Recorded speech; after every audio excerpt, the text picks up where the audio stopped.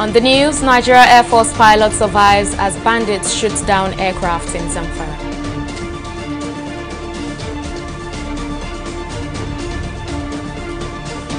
Rams markets in Lagos see low patronage ahead of Eid al-Kabir celebration.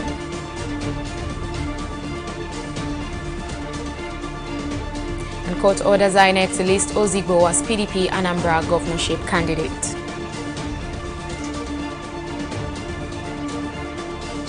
Many thanks for joining us on News Now. I am Oyin Adekunle. President Muhammadu Buhari has appealed to all Nigerians to be patient with his government as it addresses the current hardship being faced in the country. Buhari made the appeal in his message to the country to mark the Eid al-Adha festival. The president attributed the current challenges facing the country to COVID-19 pandemic, insecurity and flooding that hindered local production for self-sustenance. He also restated the determination of his administration to create a just, harmonious and prosperous country in which the safety of life and property is assured. One of the Nigerian Air Force pilots, Flight Lieutenant Abayomi Dairo, narrowly escaped death on Sunday after he came under intense ground fire from bandits in Zamfara State. Confirming the incident in a statement on Monday, NAF spokesperson Edward Kapkwet said the fighter jet was returning from a successful air mission between the boundaries of Zamfara and Kaduna State when it came under heavy fire from bandits and crashed in Zamfara.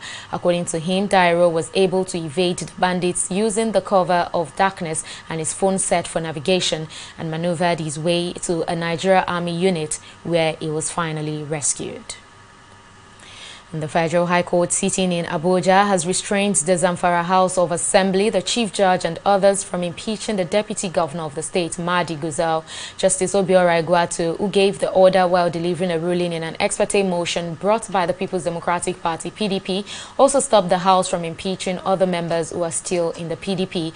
Governor Bello Matawali and several lawmakers recently defected from the PDP to the All Progressives Congress, but his deputy, Gusau, did not. Few days after their defection, Gusau held a rally with his party members, and after that the lawmakers threatened to impeach the deputy governor over activities they considered to be a threat to the security of the state.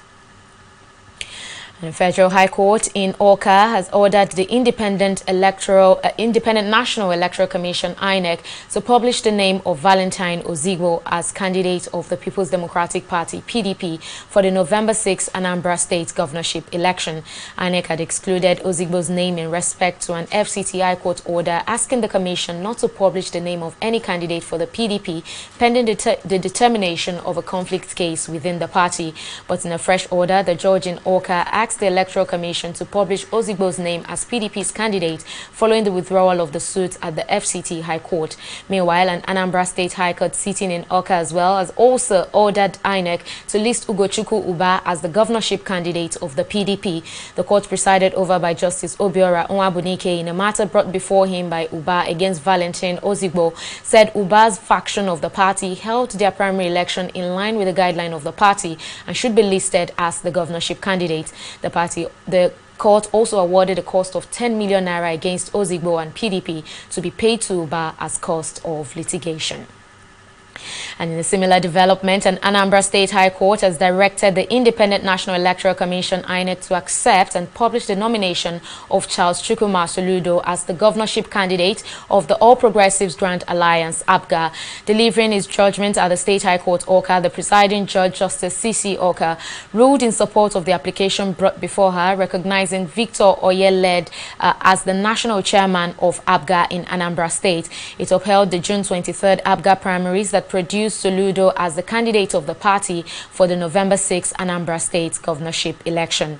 Well, joining me now on the news to discuss or to make more legal sense of all of this is a lawyer, Liberus Oshoma. He joins us via Skype from another part of via telephone now from Lagos. Thank you very much, Mr. Oshoma, for joining us on the news.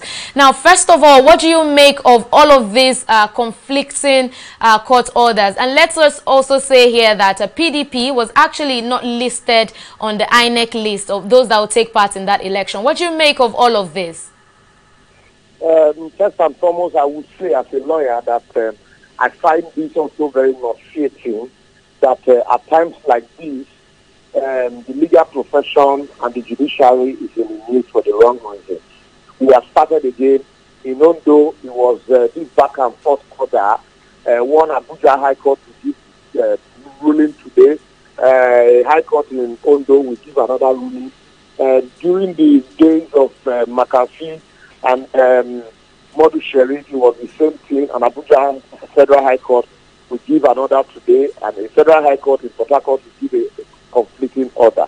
We've seen it, in most elections. If you remember, also in Edo State, it was the same thing. You have Federal High Court in Edo State, you have Federal High Court in Port Harcourt, all of them giving conflicting orders.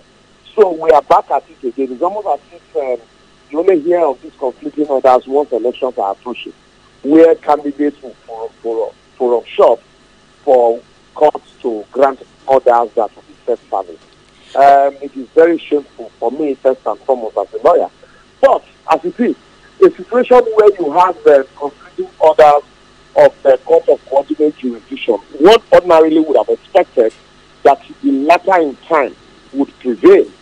But because of the mess that we have made of such orders, we now see a situation where the INEC will tell you that, well, we have two conflicting orders. We can't pick and choose which one to obey. And so we'll rather wait. Exactly, because I was just going to ask you that in the case of Soludo now and Abga, which of the court orders will actually be followed? That's what I'm telling you, that when ordinarily, if not that we have made a mess of the court orders, ordinarily the latter orders ought to have been followed. But what INEC now do, because they know how these orders are procured, INEC will tell you we will rather wait for a superior order. That's an order from the Court of Appeal, because I know both parties will still go to the Court of Appeal. We also saw it play out in Bayelsa.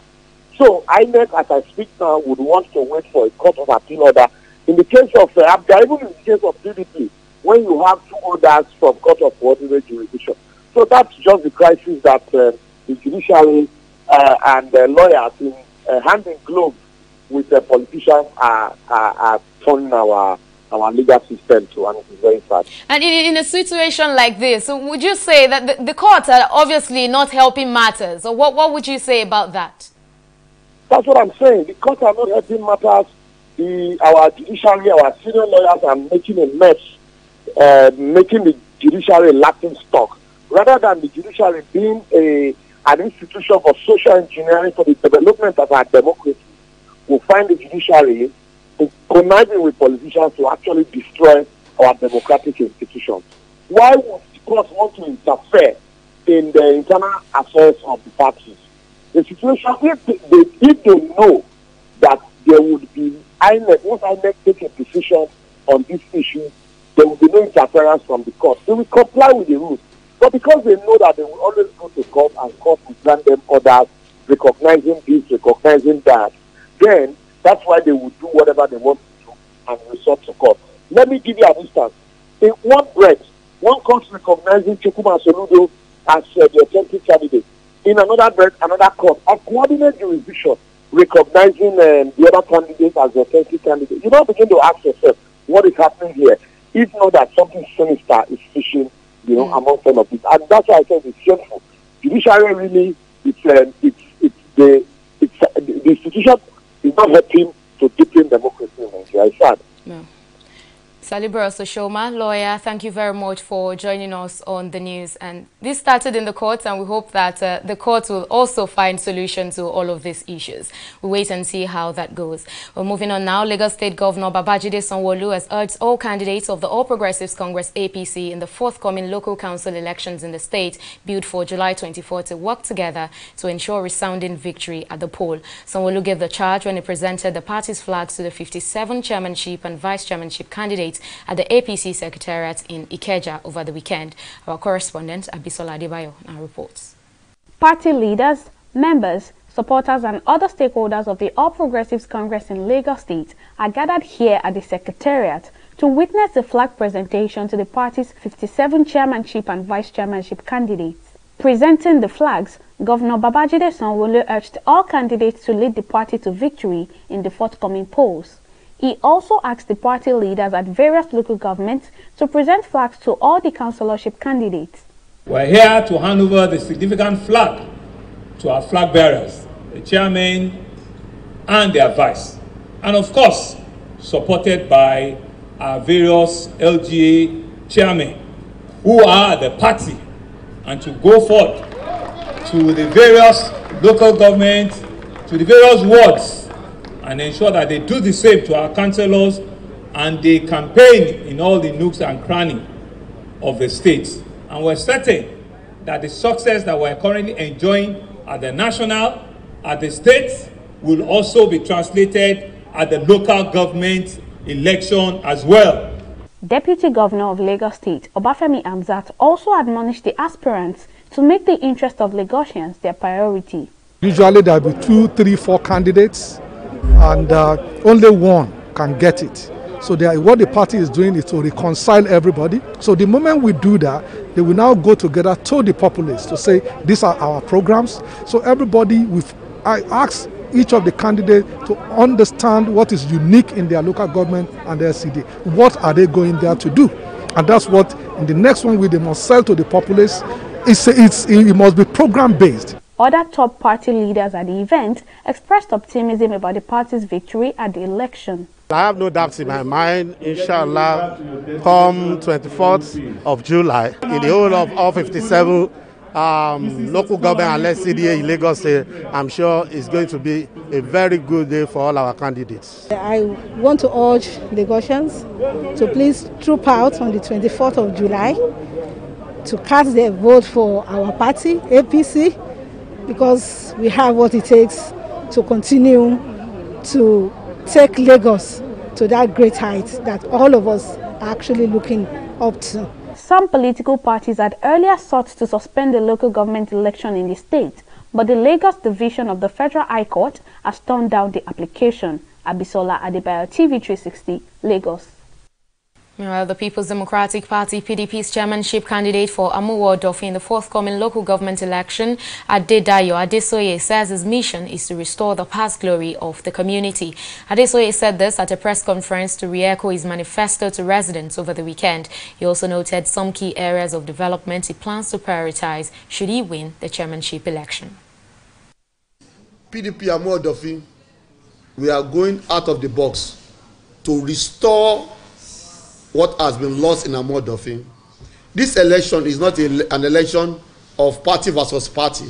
It is an election of Amuwo-Odofin residents around 3 major cardinals. One, woman development. I repeat again, woman development. And woman development has so many roots: education, enlightenment, entrepreneurship, empowerment. Secondly, it's going to be based on infrastructural development, because if you have not developed the woman mind, any structure you put in place will be destroyed, because the popular saying says if the value of a thing is not known, abuse is inevitable. If you have any issues or you're being molested, please, our numbers will be fully written for you to reach out to us or to our agents, so that security agents will get there in no record time. The Eid al-Kabir celebration, also known as the Festival of Sacrifice, is celebrated annually by Muslim faithful with the slaughtering of rams. However, in Nigeria, this critical part of the celebration for many has been met with quite harsh economic realities. TV360's Mary Kanu has visited a ram market in Lagos, and she files in this report. Data recently released by the National Bureau of Statistics reveals that food inflation is gradually reversing its pressure. Now, with the Salah celebration just a day away and the need for the purchase of rams on the rise, I'm currently at Kawash Market on Agege Motor Road to feel the pulse of both the buyers and sellers of rams. An uptick in the prices of foodstuffs is making it extremely difficult for many households to feed in Nigeria. The purchasing power of many cannot support the current price of commodities in the market, as hours before the Salah celebration, the market is full of rams, but customers are few. Salah last year, by this time, rams almost finished, but this year, no money. People have been coming. They will price ram, they will say ram is cost. They will go say they will not go buy anymore. Last year, we are selling ram around 50,000, 60,000, but now we sell around 90,000, 150, 200. We are not happy because they have locked many places that people that they used to buy before, they will buy 40,000 naira on, now they can't buy. Many of the sellers lament the low patronage, saying business is slower compared to last year.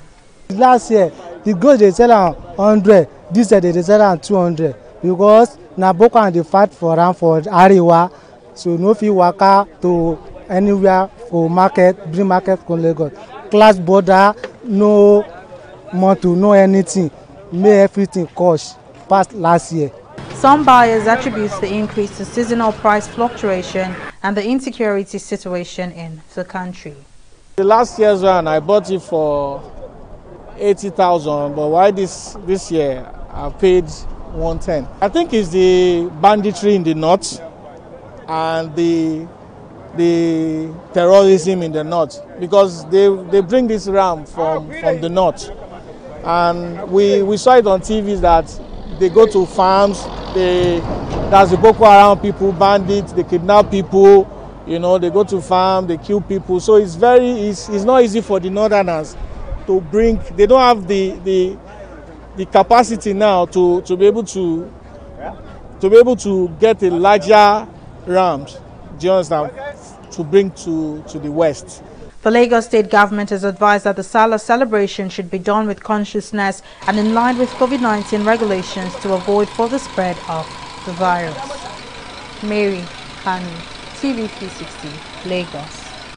As ram traders lament low patronage in Lagos, the story is rather different for sellers in Abuja. TV360 Nigeria visited the popular Kugbo livestock markets, where ram sellers marveled at the volume of sales recorded in spite of the country's economic realities. Traders of essential commodities at the Yanya market are, however, unhappy about the level of patronage. The market is moving smoothly. We were thinking people are crying of more money, but they are buying the rams. Biggest ram here in this market is 350,000. Then average 250, 150. Then the smallest one, the smallest one from 35,000 upwards. It's not mandatory that you must slaughter a ram. People that God bless with money to slaughter, you slaughter. If you do not have money to slaughter ram, then you go for chicken. We thank God. They move small. We thank God. Any ram they see am now. So my own shop now, for only this one remain now. All of them done, I don't sell them. Only that got remain now. For me, I don't see any movement to concern Salah here. There's no money. So if our government will provide money for the masses, I believe money will circulate. Everybody will sell. Since I've stayed, nobody to buy these things, and even my carrot, one bag we do buy it before 10,000, but now the bag is 30,000. You can see how the money have increased. So there's no customer. You can see my shop since I'm busy, shading things, and nobody is buying things.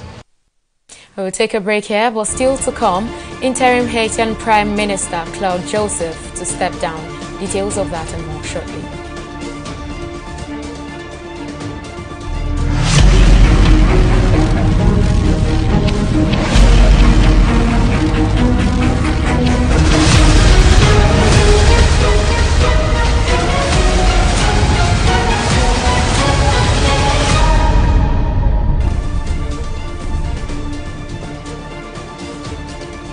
Many thanks for staying with us on News Now. Here's a quick reminder of some of our top stories tonight. The Nigerian Air Force says one of its pilots, Flight Lieutenant Abayomi Dairo, survived after one of its fighter jets crashed in Zamfara State. NAV spokesperson Edward Gapquet said the fighter jet was returning from a successful air mission when it came under heavy fire from bandits and crashed in Zamfara.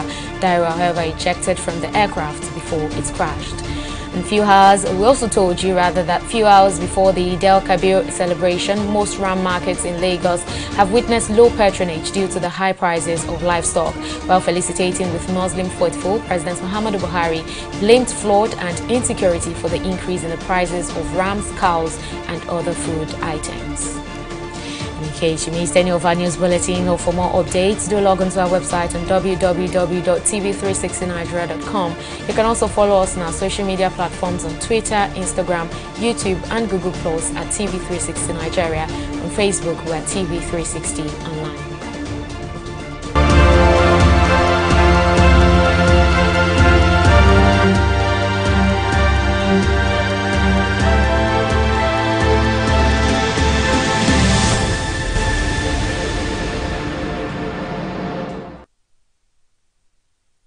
Nigeria has continued to record a surge in COVID-19 infections with 203 cases reported by the Nigeria Center for Disease Control (NCDC) in the last 24 hours. The figure is the highest recorded in weeks since fears of a third wave emerged in the country. One person was also confirmed to have died of COVID-19 complications on Sunday, raising the country's total fatality to 2,127. The surge in new cases comes as the federal government placed 6 states on red alert amid fears of a third wave triggered by the Delta variant of the virus. The states include Lagos, Oyo, Rivers, Kaduna, Kano, Plateau, and the FCT. Other states were also warned to heighten their state of preparedness and continue to enforce all protocols put in place. Well, we'll take another break here, and when we return, it will be time for business news. Please stay with us.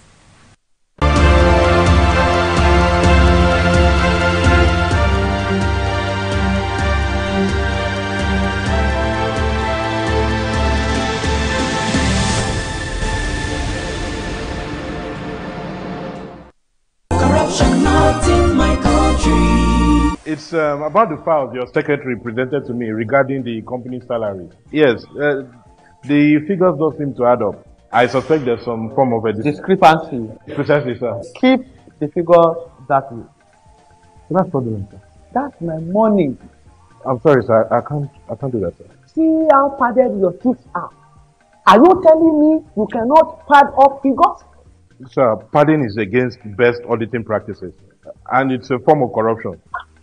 It's true. Accountant. You were testing. Thank you, sir. That's it. Macaulay. Yes, sir. You are fired. Yeah. Fine, sir. Rather than watch corruption grow under my watch. Padding is a form of corruption and not in my country, sir. Corruption not in my country.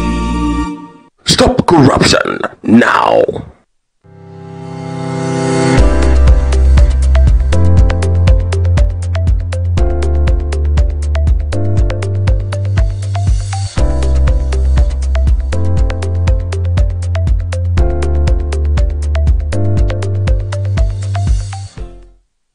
Thank you for staying with us. Now, up next is business news with Fola Shade Ogunrinde. Shade. Thank you very much, Oyin.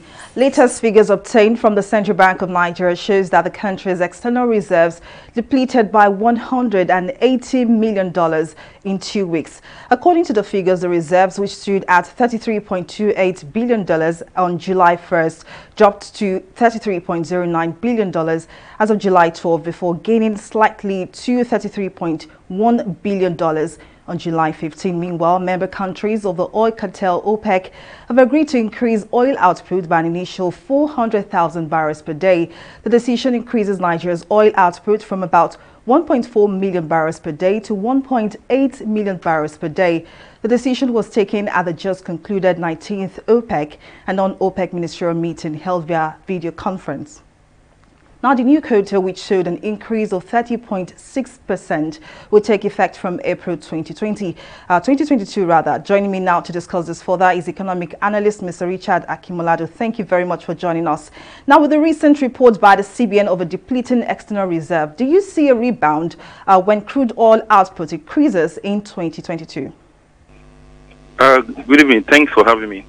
So, with this increase in outputs, going forward, we should see significant inflow into the country external reserve. Though lately we saw improvement in the price of oil, trading above 70, and this should translate to inflow into reserve. But we have not been seeing that due to the fact that a major buyer, which used to be India, they went through lockdown sometimes ago due to a second wave of COVID. But now we begin to see opening of their economy, and they are beginning to pick up our oil again. So going forward, we should see a significant inflow into the reserve above the level we are seeing it currently. Well, that's certainly good news for Nigeria, but many thanks, Mr. Richard Akimoladu, for your contributions. We'll take a break here and return with the stock market review. To stay with us.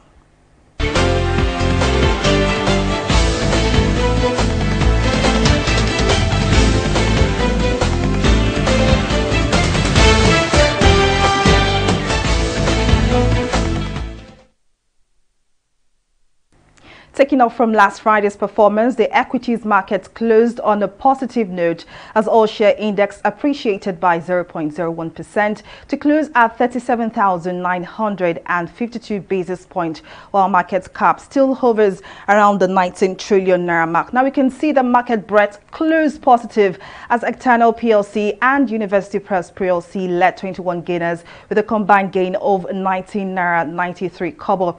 On the laggards table, 8 losers topped by FTN Cocoa Processors PLC and Sovereign Trust Insurance PLC had a combined loss of 13 naira 38 kobo. Now for our market summary, we can see that 462 million volume of shares valued at 1.199 billion naira exchange hands in 3,610 deals. Now let's take a look at what happened on our foreign stock. The FTSE has fallen sharply as the easing of lockdown restrictions in England failed to assuage growing fears about COVID-19 case numbers and disruption. Now the FTSE was at 2.34%, led by falls of more than 6% for British Airways. Now the US stocks Dow Jones is also in the reds at 2.37%, owing to concerns of a rebound in COVID-19 cases, which could slow global economic growth. Now Nikkei, that's the Chinese stock, the Asian stock rather, also took the same turn. We can see that it's closed in the reds at 1.25%. Well, it's this much we can take on the stock market review. Back to you, Oyin, for the rest of the news. Thank you, Falashade, for that update. And moving on to the foreign scene, Haiti's acting Prime Minister Claude Joseph has announced his decision to step down weeks after he announced that he's in charge of the country following the assassination of President Jovenel Moïse on July 7. Ariel Henry, who was appointed as Prime Minister by Moïse 2 days before his assassination, has been recently recognized as the designated Prime Minister by the international community and is expected to take over. Joseph had earlier refused to recognize Henry as the designated Prime Minister, arguing that he had not been sworn in at the time of Moïse's death. But in an interview with journalists on Monday, he explained that he decided to step down for the good of the nation. And in sports, Arsenal has completed the signing of Albert Lokonga from Anderlecht for $25 million. The Gunners had several competitions from clubs in Italy trying to land the 21-year-old before they finally won him over. He has now committed to a 5-year contract at the Emirates Stadium. Following his contract, Lokonga will join the new Arsenal teammates ahead of their preseason trip to Florida. He will also be wearing number 23 with the name Sambi on the back. And that's the latest update on the News Now at this time. We thank you for watching. Thank you. I'm Oyin Adekunle.